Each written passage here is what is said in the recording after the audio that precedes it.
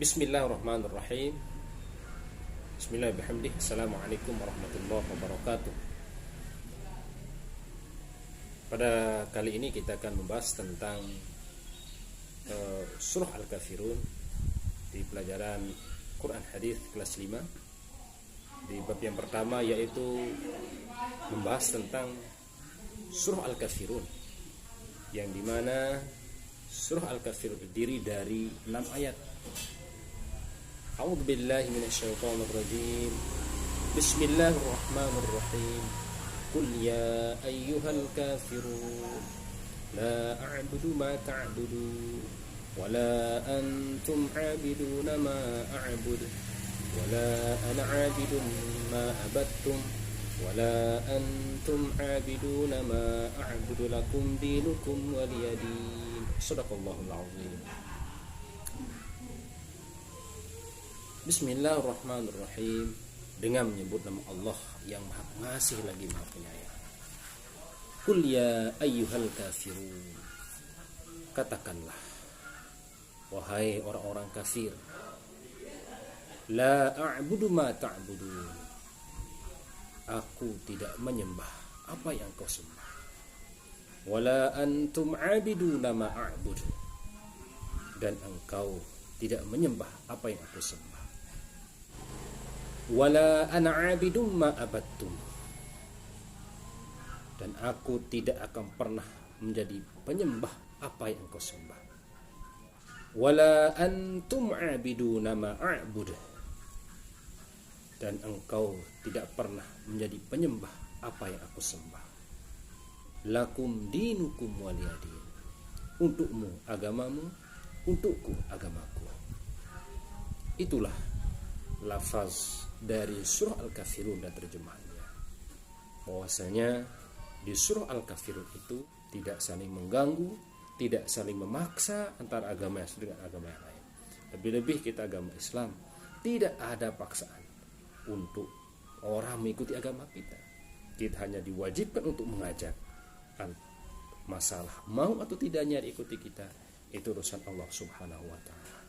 Kemudian yang kedua yaitu mufradat atau arti kata dari kata per kata dari surah Al-Kafirun itu perlu kita ketahui, sehingga kita nanti di saat kita mengartikan, kita faham makna dari kalimat per kalimat. Yang pertama adalah kul, artinya adalah katakanlah. Ya ayyuha, hai orang-orang. Al-kafirun, artinya orang-orang kafir. A'budu, aku menyembah. Ta'budun, yang kamu sembah. Abidun, penyembah. Ini bedanya. Abid atau abidun, yang menyembah, artinya penyembah. Abattum, telah kamu sembah. Lakum dinukum waliyadin. Untukmu, lakum untukmu, dinukum agamamu, waliyadin.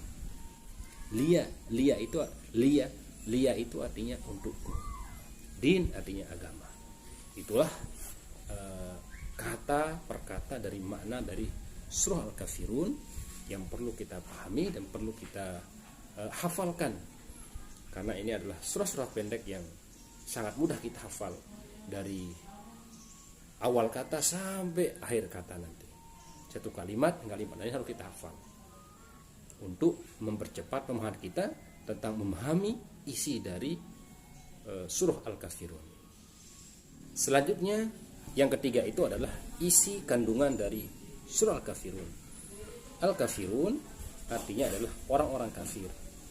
Surah Al-Kafirun ini turun setelah surah Al-Ma'un, yang dimana surah Al-Kafirun ini turun dikarenakan orang-orang kafir berkata kepada Nabi Muhammad SAW.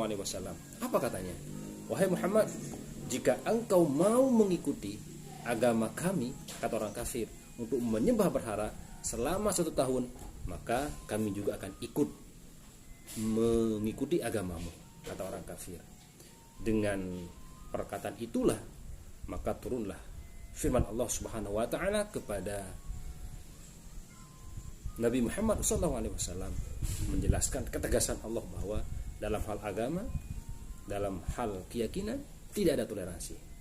Sehingga turun ayat mengatakan, "Qul ya ayyuhal kafirun." Katakanlah wahai Muhammad kepada orang-orang kafir, "La a'budu ma ta'budun."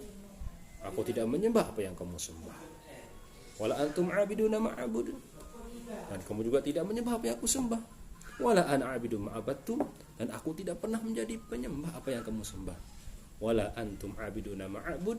Dan kamu juga tidak pernah menyembah menjadi penyembah apa yang aku sembah. "Lakum dinukum waliyadin." Untukmu agamamu, untukku agamaku. Jadi isi dari kandungan surah Kafirun itu yang pertama adalah Tuhan yang disembah oleh Nabi Muhammad SAW dengan orang-orang mukmin tidak sama Tuhan yang disembah. Nabi Muhammad dengan para sahabat orang-orang mukmin menyembah Allah Subhanahu wa taala, sedangkan orang-orang kafir menyembah berhala. Yang ketiga, orang-orang kafir tidak menyembah Allah Subhanahu wa taala, tetapi menyembah berhala, menyembah patung yang tidak bernyawa, yang tidak bisa memberikan manfaat kepada kita semua. Tetapi orang kafir tetap berkeyakinan dengan agama nenek moyangnya untuk menyembah berhala. Tidak akan mungkin orang kafir menyembah Allah Subhanahu wa taala tanpa hidayah dari Allah Subhanahu wa taala. Yang keempat, dalam beribadah tidak ada istilah toleransi. Tidak ada istilah di sana kita ikut agama itu, di sana kita ikut, tidak ada. Tapi dalam hal ibadah, ketegasan dari Allah untuk ibadah, keyakinan, tidak ada toleransi. Allah sudah tegaskan kepada kita semua. Lakum dinukum waliyadin, itu sudah kekuatan di akhir ayat yang ke-6 ini.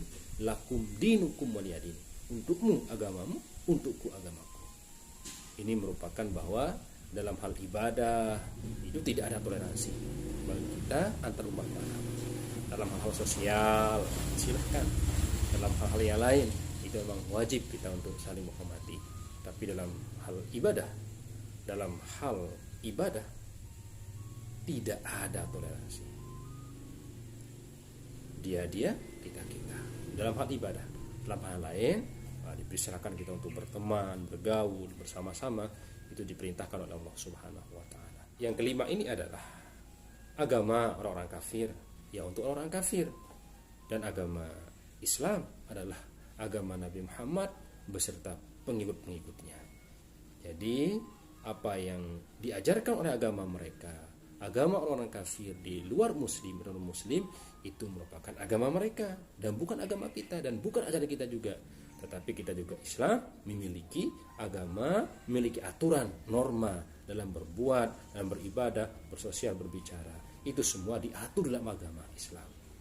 Jadi tentang agama mereka punya aturan sendiri. Islam juga kita memiliki